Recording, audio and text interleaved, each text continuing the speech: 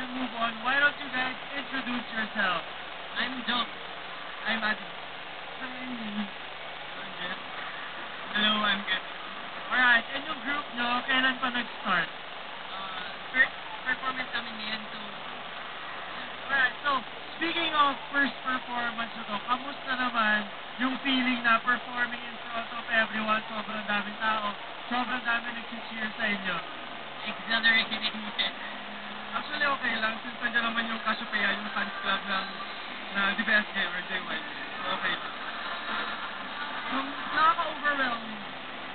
Ay, masaya naman. Nag-enjoy ako sa medyo kinakabahan kasi po, this is my first time singing in front of many people.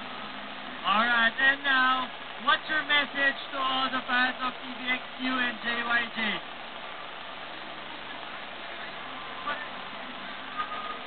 Always keep the faith.